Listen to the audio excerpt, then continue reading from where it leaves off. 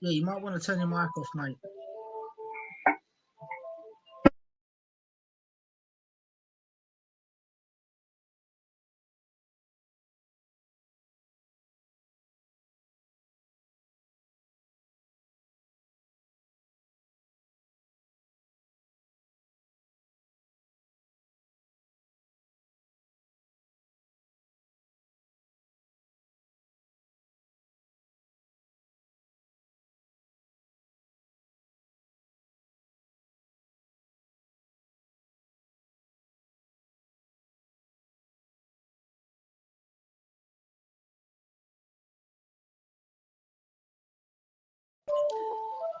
Hello, good morning, good afternoon, good evening, where wherever you are in the world.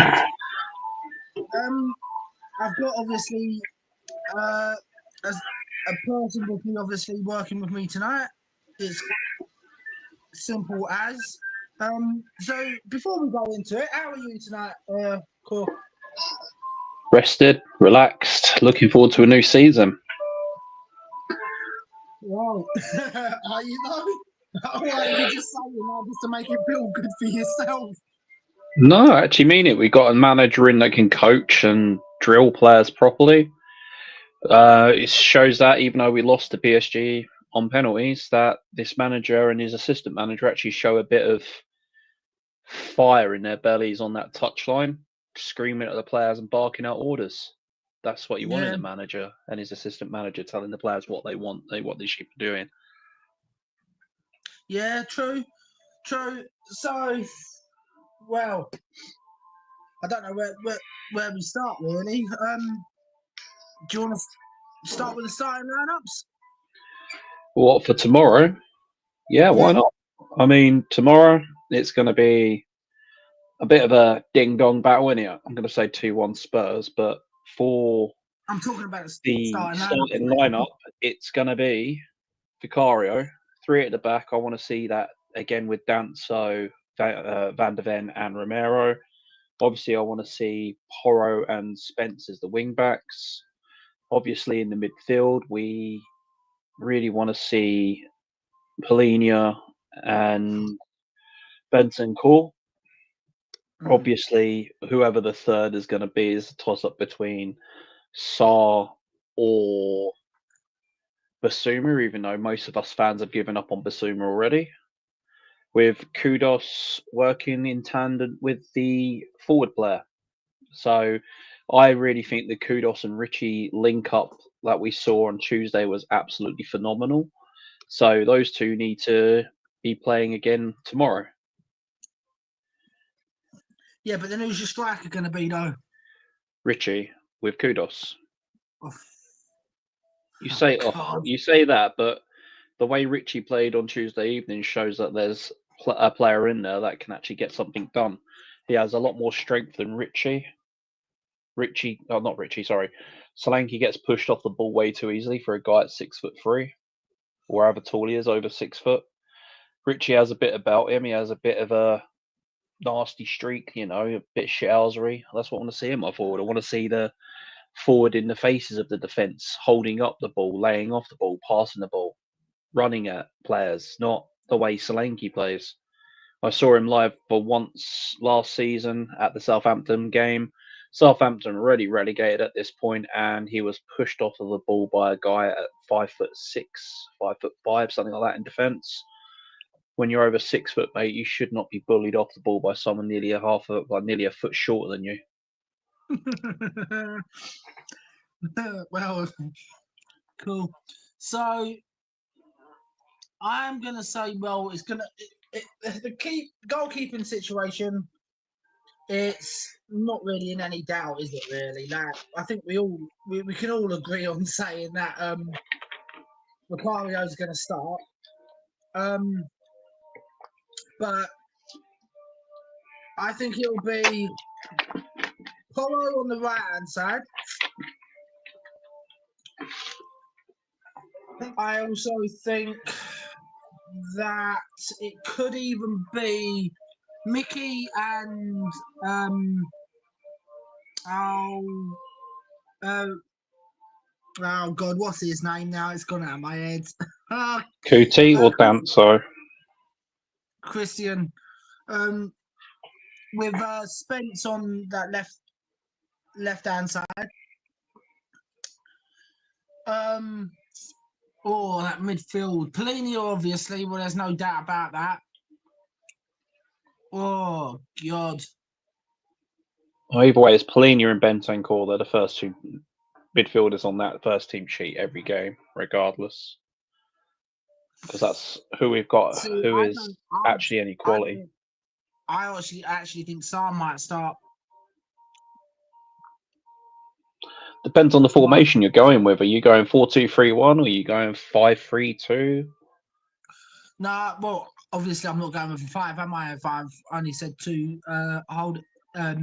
two Centre defenders, right? Yeah. So I would have to say Sarr and obviously Polina. This one is annoying because do I say that we go for Biss or do I say Benny? See, this is the problem because he's turned around and said that he's he's done what he had to do with him and sanctioned him. So I don't know. It's going to be a toss up between either Benny or Biss. Now, do I think Biss is going to start? Probably. Then obviously Kudos. But then who else goes on that other side? That's a good question. Who goes on that other side? It's gonna be what's his name in it?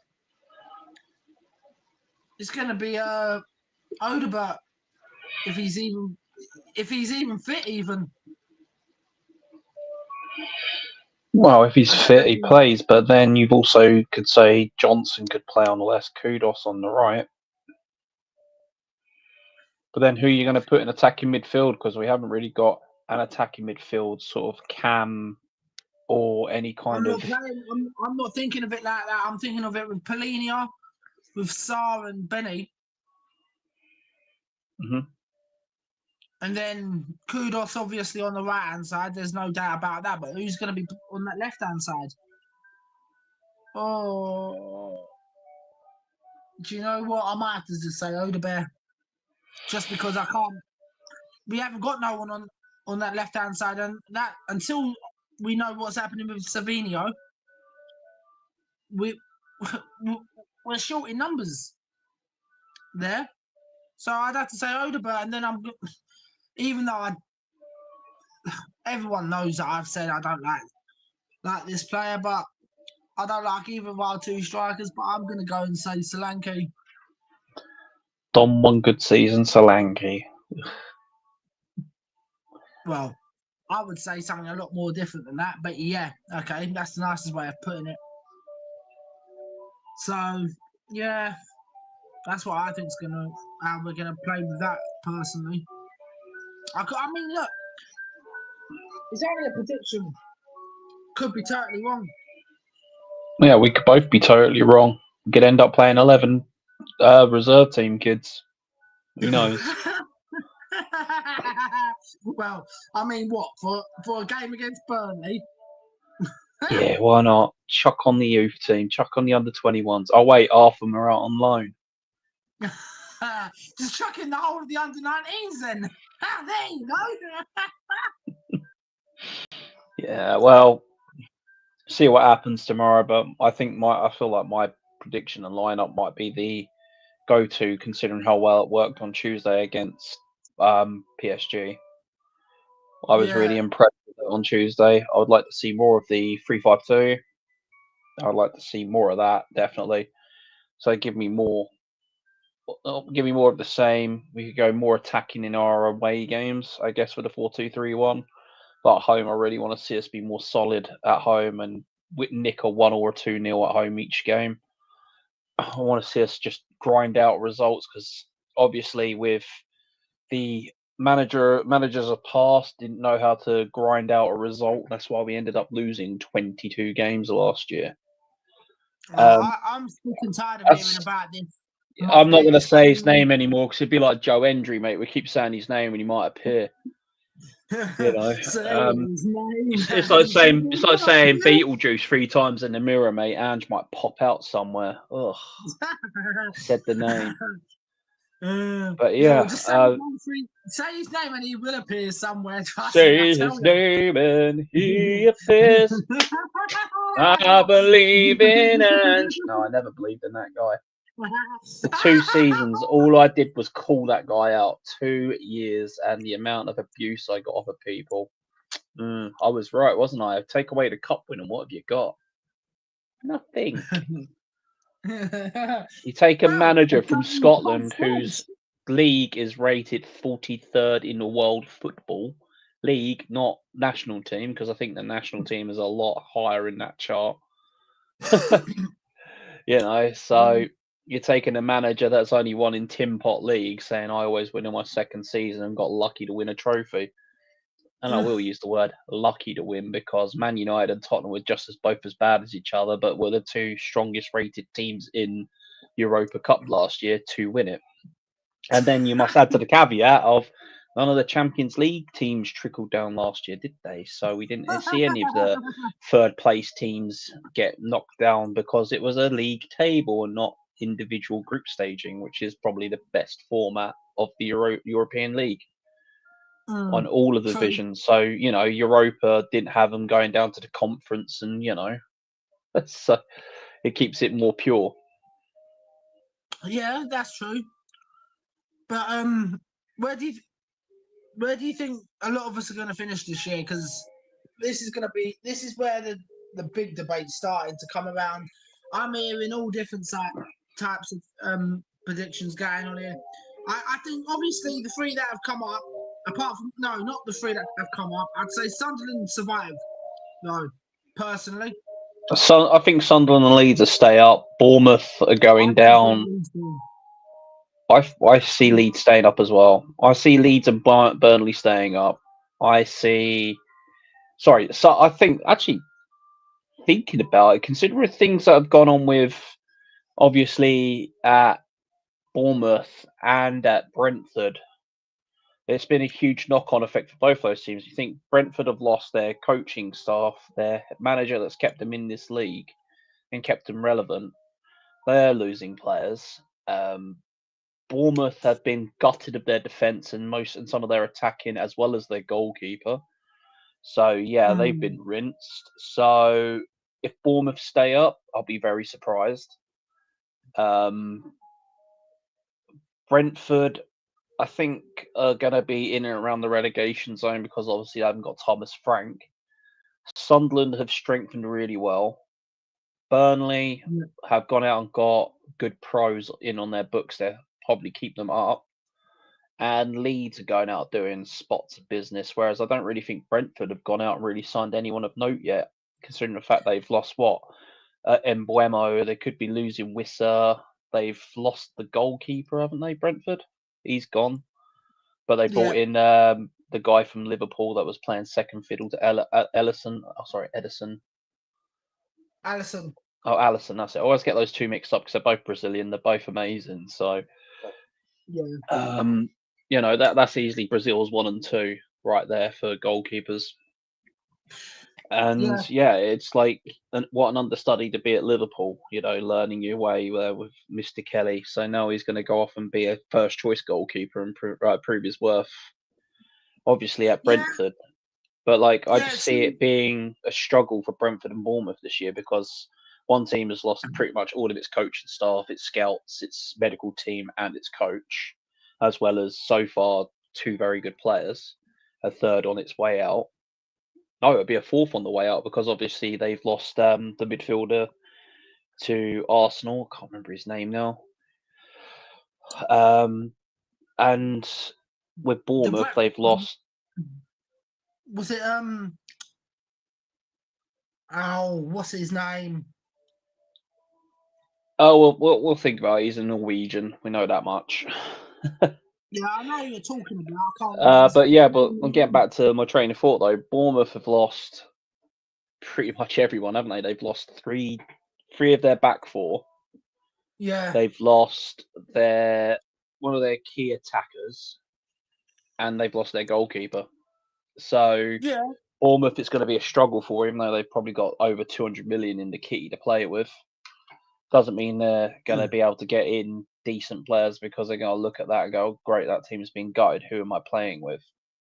Which is a bit of a shock for them.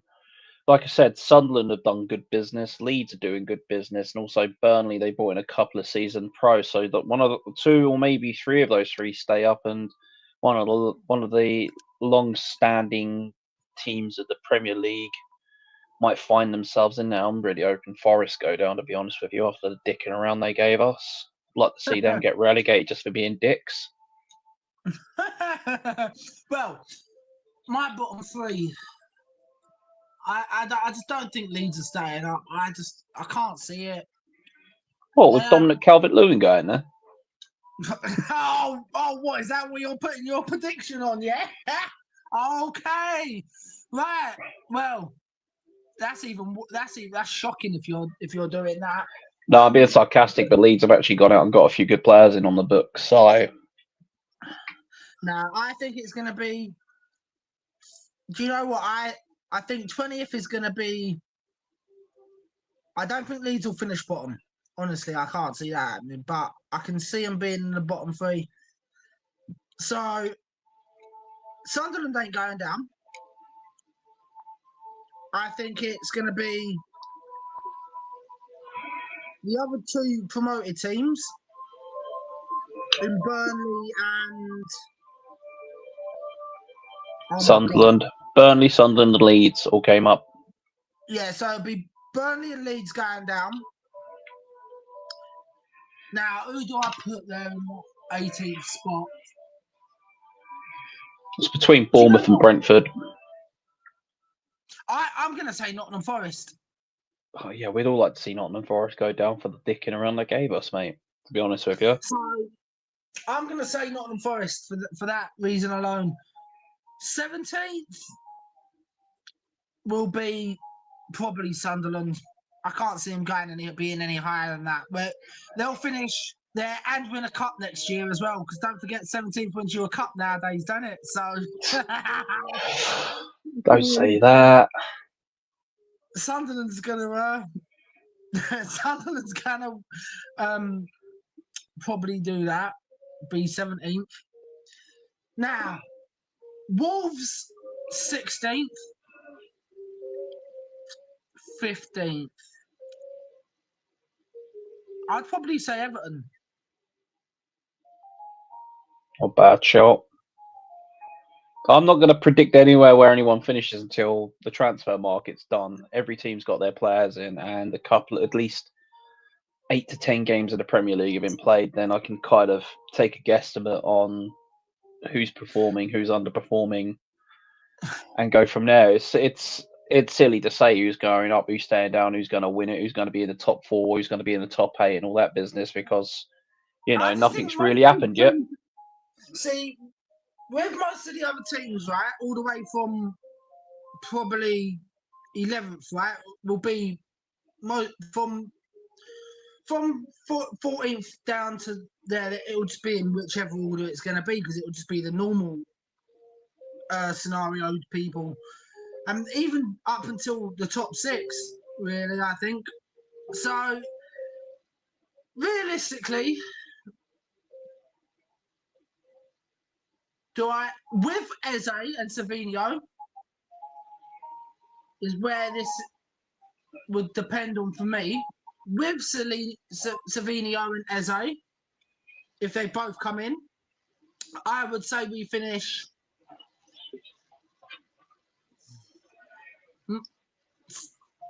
5th or 6th. So where does that put United, Newcastle, and then obviously the others? I'd say United finished 6th.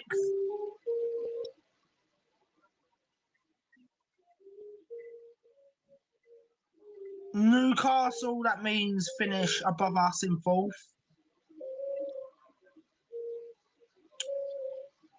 Then it's down to the top four, isn't it? Well, like I said, I don't really want to predict until every team has done their business and things have started and played off. I think Arsenal might even finish third with. Oh no, but then where does that put Chelsea? Oh, Liverpool were 2-1 up. I think Man City come back this year. I think they finish first and Liverpool finish second. I've just got a weird feeling about it. And then Chelsea, well, wherever the last spot is, what I've said for the top six or seven, whatever, they probably finish. Well, no, I'm probably going to be well off with that, but still, just never know. But yeah, no, I don't know. It's one of those weird. I can see something really. Someone's going to slip up big time, and someone's going to overachieve. And I just hope it's us that overachieve. To be honest. Well, like I said, until I've seen every team's business, managers set their systems up, and things fully flowing, I don't really like predicting where teams are going to finish. Because last year, before the collapse of 22 losses, I said we'd finish. What was it? 6th, and we'd win a cup. Yeah, I gave him that benefit of the doubt, even though I hated him. Even though I hated him, you know, I wanted to always give him that benefit of the doubt. Oh, West Windsor to give my second year, even though I fucking hated the manager. The bottom three was pretty much, you know, coming up. Those three come up, went straight back down because I knew they would.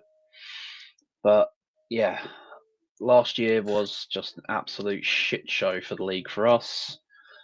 Brighton finishing what, 8th or 9th in the end, above us again.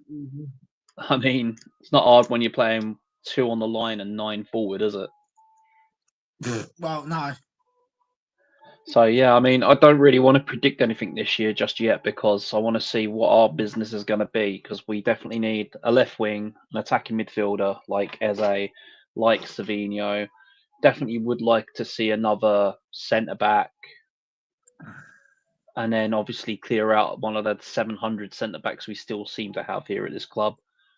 Like offer Ben Davis off for 5 million somewhere. Maybe you might want to go to play at Disney FC down at Wrexham.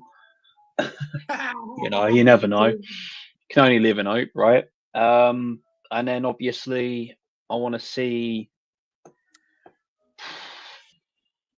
I would like to see a better forward come in, but I can't really see us doing anything until the conclusion of this year to see if Solanke actually has it or if Richie picks up with playing with Kudus. See, I don't even want to wait to see if that happens. I want to get another. I want to just get a striker in now, someone who's actually capable of putting the ball in bloody in the old onion basket, in the old biscuit tin. Yeah, well, I mean, for years we've been spoilt with great attacking talent at Tottenham, but in the last few years it's really been lackluster, isn't it? With signing Johnson and fucking Tell and Odebear and.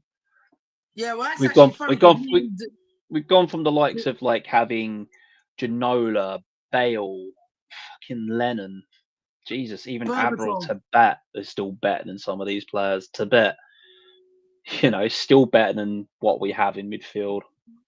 Even though that guy was a bit of a trick pony and didn't really like passing it to anyone, but at least you could take a player on and make him look stupid at the same time. Yeah. I mean, we've been spoilt for attackers with the likes of Harry Kane, Jermaine Defoe, Berbatov, Defoe. You know, over the years we've had Robbie Keane, and now look what we got up front. Dom one good season, and Richie, I might score a goal. You know, I'm thinking of it like more like this with Richie though. I'm purple patch, Richie. I'd rather have Richie over Dom though. The way we were playing the other night, it just goes to show that we were in control of that match until the substitutions, and then the substitutions come on for the last 15 minutes and really fucked up our momentum. We Yeah. really did fuck it up. We took off Kudos. We took off Polina. We took off Richie. I'm just sitting there like, why? I know Sarr can run for days. Bentancur was having one of the best games I've seen him in a Spurs shirt in a very long time. But I would have kept Polina on. I would have kept Kudos on. Sorry, lads, you got 15 minutes to see this game out. On the 90th minute, then make substitutions to waste time. Just see the game out. Well, See that game out where we're 2 up, and then we make the substitutes and end up going 2-2 and losing it on pens. yeah, but I don't blame. I can't even blame Frank for that. Like I've said. I blame the on sheer those lack of weekends. depth. The lack of depth that we had, and the sheer negligence of Levy and co running this ship and not bringing in quality, then bringing in something just above that bit of quality that's a little bit better than what we have there. Then that way the drop off isn't too far in between. We've got Polina, Bentancur, and Sarr were up here on Tuesday night. Then we brought on Archie Gray, went from like there to the levels, Yeah. and then I don't rate Tell at all. In 10 minutes, I saw him bundled off the ball 6 times in 10 minutes. The kid has no strength. He's like Solanke with no strength. At least with Kudos and Richie, there was some strength in that like forward line, if you know what I mean. Richie was getting in amongst the defenders, nicking the ball, holding the ball up. Kudos was driving with the ball, holding the ball up, bringing players into the game. It was a breath of fresh air to see. Then we take off three or four of the better performers of the evening. To do what? To do what? Pardon? That's the problem. 2 of them had cramp. Doesn't matter if you got cramp. Run it off. Yeah, You're a professional footballer, mate. Even if you have to be a passenger, just put yourself in there every now and again when your legs feeling all right. Do it. But the levels between Polina and Archie Gray are night and day.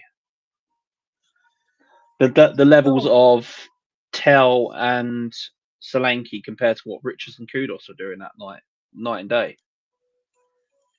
I was set when we made those subs, man. I had a feeling in my gut we'd end up either throwing it away or it going to penalties and us losing. I just had that feeling. As soon as those subs were made, I was like, oh fucking here we go. You know what I mean? It just felt so empty. As soon as the heart of your midfield, like Polina was everywhere, breaking up everything, putting in tackles, tracking his man back, helping the defence out. It wasn't so much a 3 at the back; it was more like a 4 at the back with Polina with the 2 wing backs. So it was more like a 6 at the back in some points. You know, we'd have Polina dipping back with Danso. I nearly said Davis then. With Danso, Romero, and VDV, with either Spence or Porro dropping back and one of them staying a little bit further forward when we were defending like that. Yeah. What I mean, Spence, mate. Spence was Terminator on Tuesday. He was everywhere. Challenges, tracking back, putting in tackles, attacking well. I mean, the kid's got it all. And I can tell you now, if Destiny Adogi walks straight back into that first team and Destiny loses his place, there's something going on at this club. Not to see how good that kid is. But then, what do you think of this problem that's going on at the moment? And it's happened twice in 3 days now. With Tell being racially abused, and what's his name from Bournemouth who got racially abused in the first half. In this day and age, it's fucking disgusting. Doesn't matter of your creed, colour, skin, background, religion. Everyone needs the same 3 basics in this world to live: water, air, and food. We all bleed the same. We all walk the same path on this world. We all come into it with nothing and go out with it with nothing.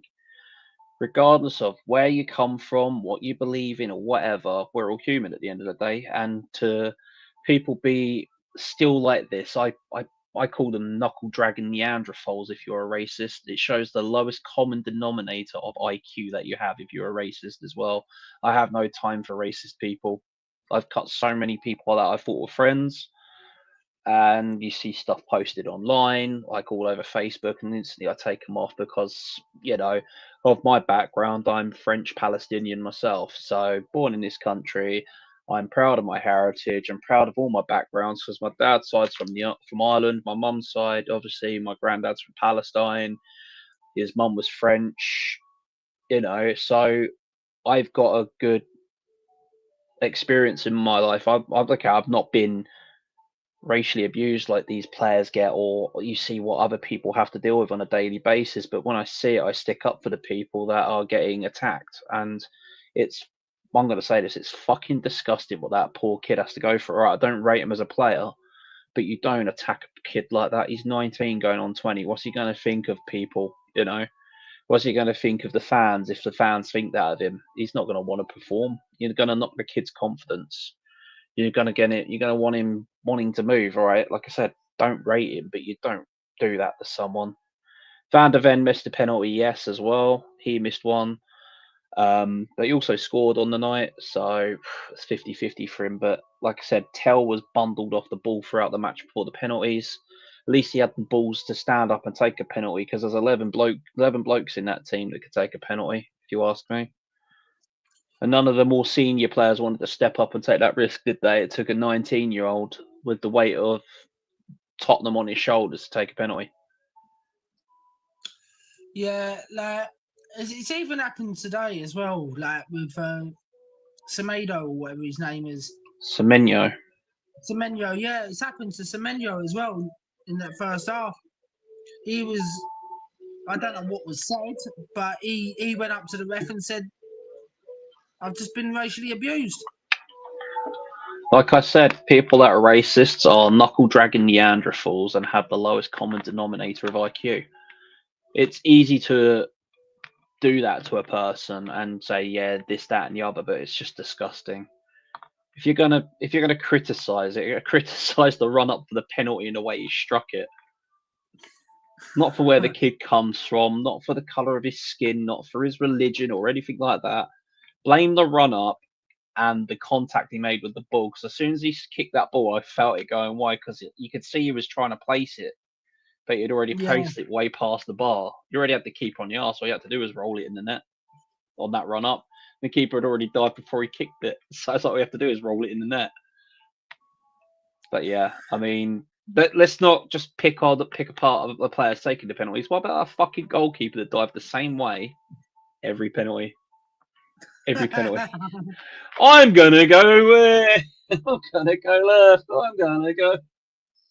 It's like that episode of South Park where they're taking the mick out of Daytona racing. I'm gonna make another right turn. The kid just kept diving the same way and hoping. That's it. Two of their 5 penalties went down the middle. They missed one. The other 2 went to the right or to the left from the way I was sitting, and he kept on diving the same way. I'm like, okay, statistically, as a goalkeeper, me being one as well, you got to try and take a chance to go the other way or just stand in the middle of the net.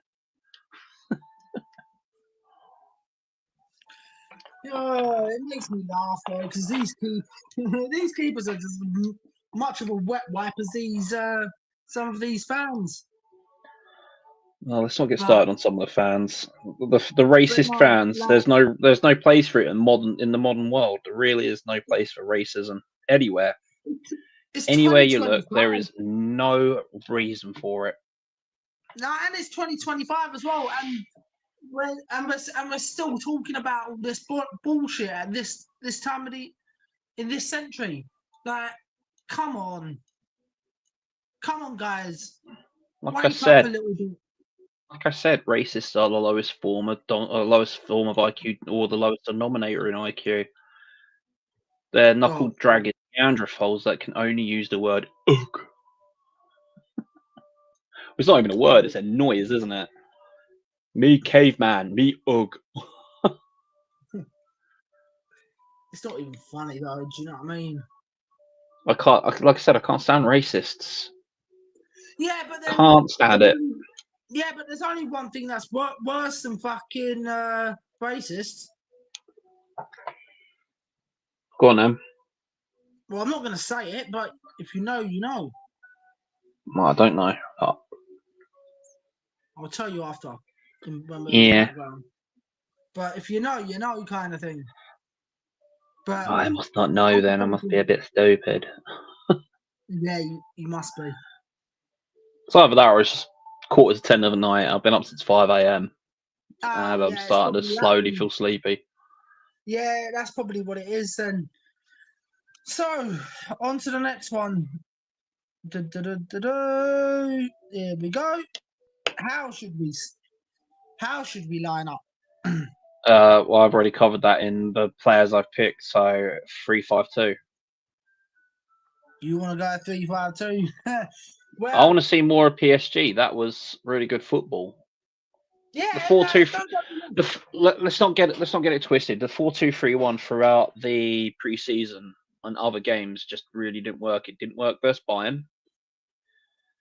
Struggled to really create anything against some of the League One, League Two, and non-league teams that we played against. Yeah, Especially on that Saturday where we played 2 friendlies in one day with the 4-2-3-1. One was a win and one was a draw, wasn't it not? Drawing with I like think League they One were both opposition. draws. I think they were both draws. I think. Were they both draws? Well, we skated past Queens Park Rangers, and it was just lackluster with the 4-2-3-1, and we go to a 3-5-2 with dual wing backs, not doing the whole crap from last season with the wing backs, the so-called wing back system that we had for 2 years under our previous manager, leaving us wide open at the back. At least with 3 at the back, one of the wing backs on either side can drop in and make it a 4 with Polinia just in front of them making it a 5 while the others attack, and then Polinia can come upfield and join in with whoever's pushing forward, either Kudos, Tell, or Odebear on the left. Well, it was mostly, I can tell you what, it was literally the Spence show on Tuesday. The kid was everywhere. He was dynamite. And if he carries on Yeah, playing like that, he's going to be in the England squad. yeah, but the problem is we can't keep playing like that all season because we'll just get caught out. So I don't think we would, but I I think at home we should play the 3-5-2, and then when we're away from home we should go with the 4-2-3-1. I want us to see it be more solid at home each year or each game this season compared to what we was last season. Jesus, not even a fucking plumber could fix the leaks last year. Wow. Like, come on, man. It was so bad for 2 years under the previous manager that we got lucky to win something.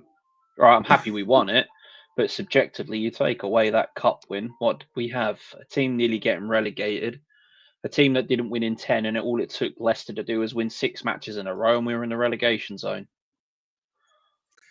Yeah, but no, realistically, I would like to just see us do all different things throughout the whole season.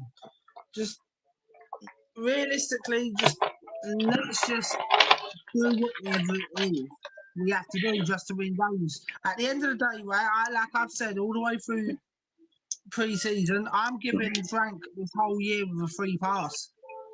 All right, let's go old school then. Let's forget about the other 2 formations. Let's go back to the 90s and early noughties at 4-4-2, shall we?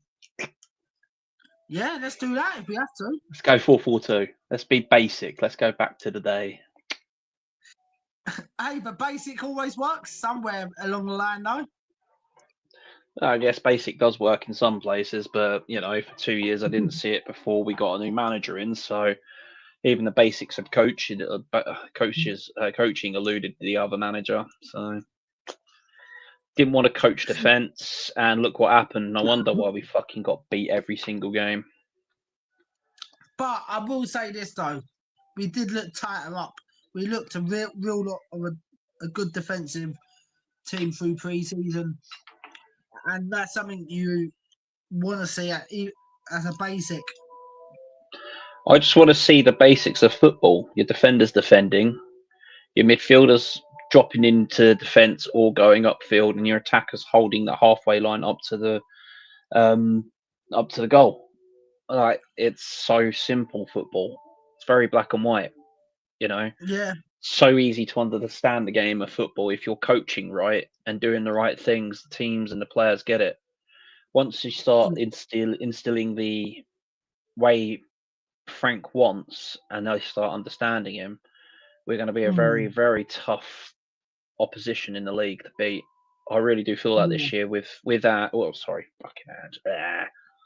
need bleach. With Frank and Cochrane, I mean, even down to on the touchline on Tuesday, you had Frank screaming at one set of players like the defence and Vic. You had Cochrane screaming at the midfield in the attack, getting them to do things. That's what I want to see from my manager and my assistant manager. For 2 years, we saw a bloke walk up and down the line and Ange kicking a can around, waiting for something to happen. And then we scored the offside goal against Chelsea. Oh, what are you saying?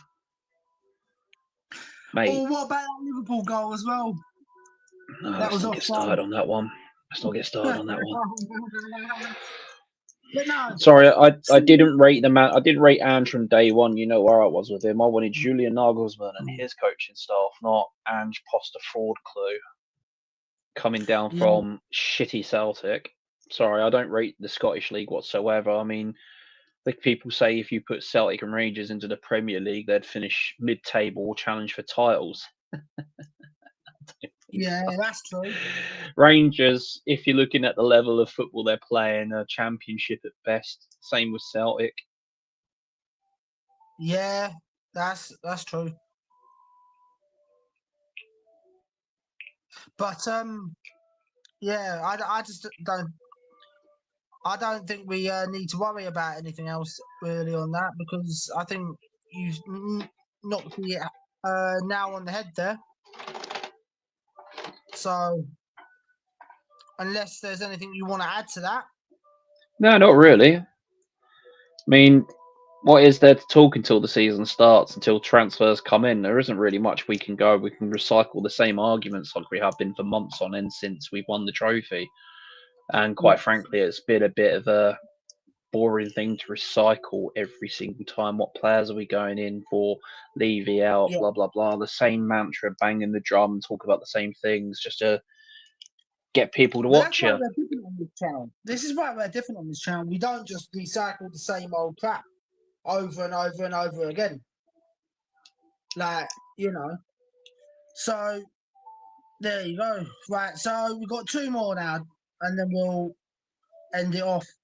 But so, right, this one. 2-1 Spurs. I think we'll keep a clean sheet. Then we'll make the substitutions like we did Tuesday, and Vicario will have a fucking clanger and drop it in his own net or something. I don't know why. I just got that feeling. Oh God, nah. I honestly, up to a point, I agree with you, but not all of it. See now, I would turn around and say we're gonna win it, and they're gonna win it quite comfortably. I think 3-0. Depends on the formation of what's going on.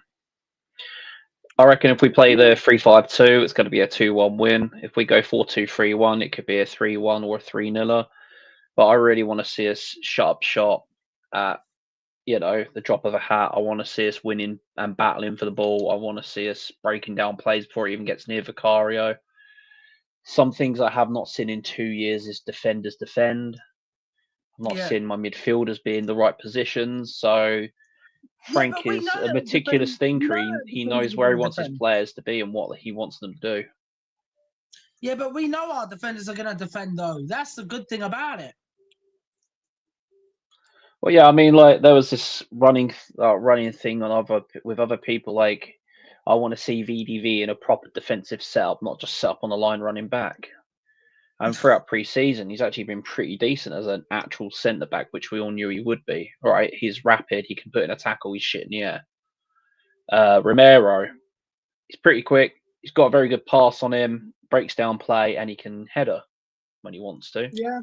With Danso in between them, with VDV and Romero on either side of him, you've got Danso in the middle. He is an aerial threat. He can jump. He is your typical sort of like old-fashioned battling defender. He'll put in a tackle. He'll track back like the other two. And it's like that with Dragusin as well. I mean, Dragusin didn't really stand a chance in this formation because, one, he hasn't really got the pace. That's why he always needed someone to come back, and then he got injured with his ACL, obviously. Dragusin, in this formation with three at the back, because when he was in Italy, he was always a three at the back with Yeah. five kind of in front of him, wasn't he? So he's adapted to that tactical system. Romero, normally Argentina play a 3-5-2 as well. Yeah. So he's pretty used to it. Holland, they fluctuate and change their bloody formation as much as I can eat a cheese sandwich. So they'll Yeah. either play three at the back, two at the back, you know. So Van der Ven's got the know-how how to play these systems as well. So I just want to see the 3-5-2. And then Yeah. obviously if we sign Savinho and Eze, we can literally play the 4-2-3-1 all the time, but we don't really have the creativity. We've got Kulu, who's out injured, who is very average.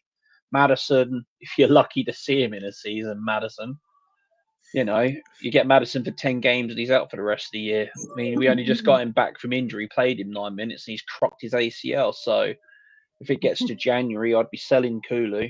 I'd wait for Madison and be like, sorry, mate, this is where we part ways, and sell Madison. I would sell Yeah. Davis. I would sell some of that midfield. I would sell Basuma now because he's shown his hand. I used to be Basuma's biggest defender, but after the last few months, you know, turning up for training late, start of last season doing the stupid silly gas crap, you know. Mm. I mean, what's that? You got kids aspiring to be footballers, and you got these footballers going out doing stupid drugs like that. You're like, come on, stop it. You're Mm. supposed to be a role model, set the role, you know. And But then then, I got to sit here and I'm like, right, next season if you get Richie scoring goals this year and Solanke's not really pulling his weight, is it mm, we keep Richie and then bin off Solanke? Because I really think like Solanke and Kudos are gonna pull off miracles this year. From what I've seen on Tuesday night, I really want to believe in them two to pull us through games, because the way they were playing against PSG, and this isn't like a pushover PSG team. Right, they haven't played in 3 weeks, but they still have some fucking excellent players in a Doué and Dembele, and even their new yeah. goalkeeper is Chevalier. I mean, in that game, before we scored the second goal, Mm. before he made VDV's goal, it was an absolute peach of a save reaction, and it just fell it was Romero's goal. Sorry, it fell to Romero off of a really good save from Chevalier, and Romero put it in. So Yeah. like PSG aren't no pushovers. They have got talent for days. It's just that they hadn't played in 3 weeks. And I will literally say this: the substitute screwed us Tuesday. You should have just sent it out. All right, you've got 3 days to rest now, boys. You just won us a trophy. Pat on the back. Here's your medal. Mm. True. But then, Champions League, how far do you think we'll go in the Champions League with this squad that Ooh. we've got right now? We are going to finish. So I reckon we'll finish anywhere between 12th and 18th to qualify for the next round. That's Fair just my enough. opinion. If we get anywhere into that top 12 and get automatic spots into the quarters, I'll be surprised. But I definitely think we could easily challenge between 12th and 15th. I just feel like we've Mm. got, once we get a few quality signings in, if we get them in, we finish there. If we don't, we'll probably bottle it. And then I'm guessing that's going to be the same for you in the FA Cup and the League Cup as well. I'm guessing, yeah. It's all like, again, it's all dependent on what we do now. If I'm talking Levy about with the squad is we've got right at the moment. well, with the squad we got right at the moment, I don't really see us challenging for the cups. To be honest with you, look at everybody around us has Mm. strengthened. United have spent 200 million on their front line alone. They could be bringing in Donamora. Means that they won't have a problem if they get Donamora as a goalkeeper now, will they? You've got That Chelsea, is, who have about 700 players on the books. You've got Arsenal, who have strengthened. City, who have strengthened. yeah. Liverpool, who have strengthened. Every other team seems to be strengthening around us, and we've brought in one first team player and another first team player on loan, which I think should just be made a permanent anyway. I know he's 30, but yeah, Polina is literally the player we need. Yeah, true. True, I suppose. But I don't know, mate. Maybe I'm just thinking that we're going to be a bit more excitable than what I think we are. But that That's just what I think. But it leads us nicely onto the last subject of the day, and that is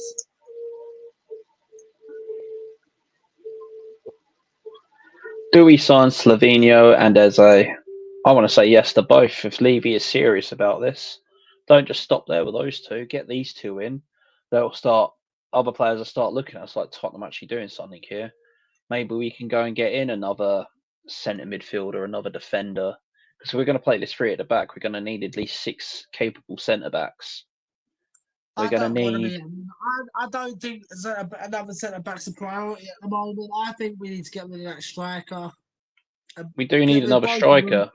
We do need another Get striker, rid of yes, them both. but like I said, I really do see from Tuesday what Kudos and Richie could potentially give us, and then go at the end of the season, like who's been the worst out of Solanke and Richie, then go from there and then bin one of them two off. Do I think we'll get them both? Well, yeah, I do, but it'll be Savinio will probably be on the last day of the window. Personally, No, maybe that's just me. if we're serious about this, like his agent wouldn't been flying in from Brazil to come and get this move moving. You know, at the end of the day, if the player wants to leave because he's not going to get into that team, you think about it, he's got to fight against that's the French kid he got. Oh God, can't think of his name now. It's going to wind me up. I mean, there's at least another 2 players in front of Savinho before he even touches the first team. That's on Yeah. both wings at City right now. Their team is ridiculous in strength as well as the first 11. Yeah, well, if you look at their wingers, right, Doku and whoever else. Yeah, it's the French kid. I can't remember his name now. It's going to wind me up. And you've got Turkey and. That's it. Cherky. That's it. That's the French kiddie I was trying to think the name of. It's Cherky. I mean, what is it? They've got Jack Grealish out on loan to Everton, which I think we should have gone for. Serial winner, which improves Everton a hell of a lot if he's playing week in, week out.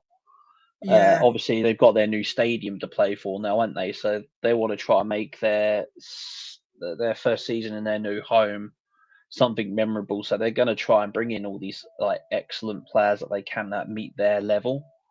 And Grealish just puts them up and above it. So like Grealish is literally going to go at my dream team this year. Well, you can take a run and jump on Grealish, but I don't think that he'll start mini games there. I don't think, but in that I could be wrong. But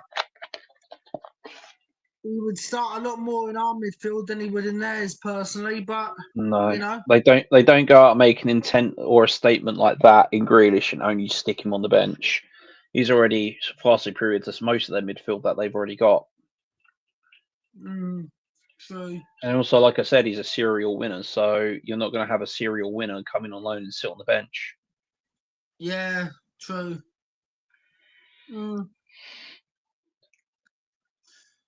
Yeah. Yeah, I can't. Oh, hang on. Oh, hang on. I'm just looking at something.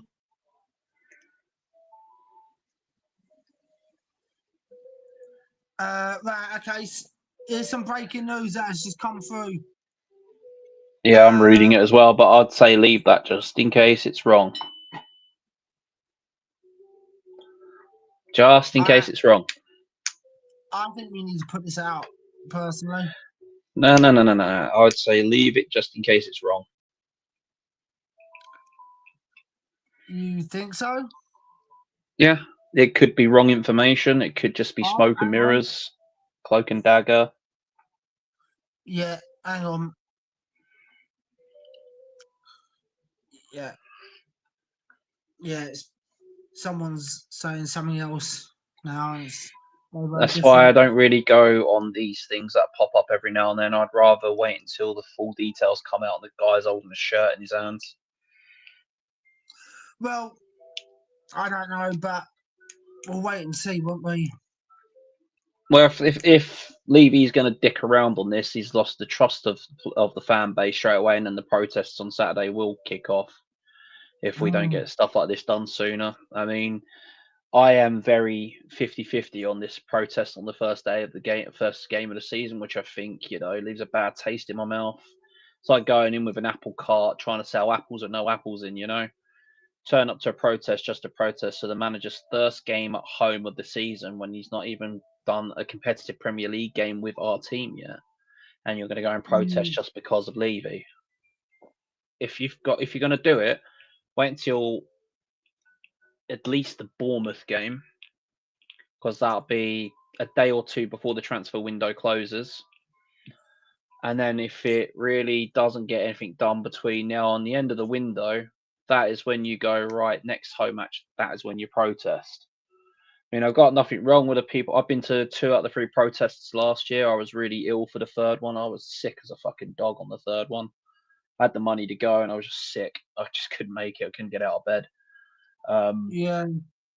And obviously this Saturday I would go, but I just don't believe in this one first game of the season.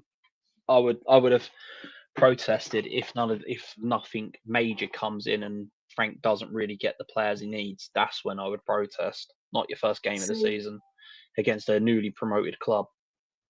See, I know the reason why you're not going, and I'm not going to say it out here, but I know the reason why you're not going. I know I could go. I could take him, but it's just the fact that I don't want to travel all the way up to London with my 5-year-old going through a crowd of potentially. It depends on how many people turn up for this protest. It's your first game of the season. You've had a decent pre-season and nearly won another trophy. The manager needs backing. Yes, is Levy going to do it? Like I said, I would suggest waiting until after the Bournemouth match or the next home match after. I think Bournemouth is the next home match, isn't it? It's after Man City. So, yeah. And then obviously we've got the stupid international break. Well, 3 games into the season. Here's your nice 2-week international break. I'll just have 3 months without football, mate. Do you know what? Like, well, you better start singing Johnson again, ole, ole. Because if that's how you're thinking Boris again, ole, ole. Boris again, ole. Oh, wrong Johnson. Sorry. See, that's what you might as well start singing if you don't start protesting at any time.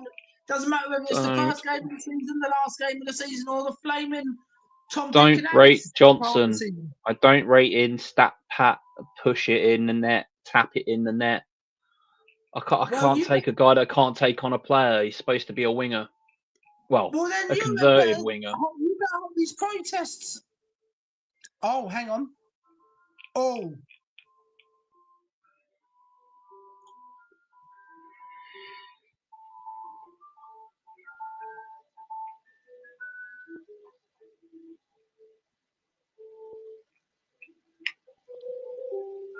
Wow.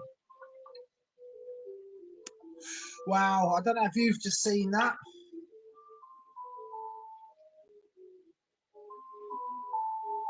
Oh, right, yeah. Well, like, you want to do that. If Levy wants to dick around, they're not going to sell the player. Simple. If you want to try and push it over 4 years with no upfront fee, then you're a fucking arsehole. Well, you better start singing Johnson again, ole, ole, then, mate. We'll soon find out, won't we? It could just be all smoke and mirrors. Johnson again, ole, ole. Johnson again. Johnson again, ole, ole. Yeah, that's what you better start singing. But no, I think we're going to wrap it up here, guys.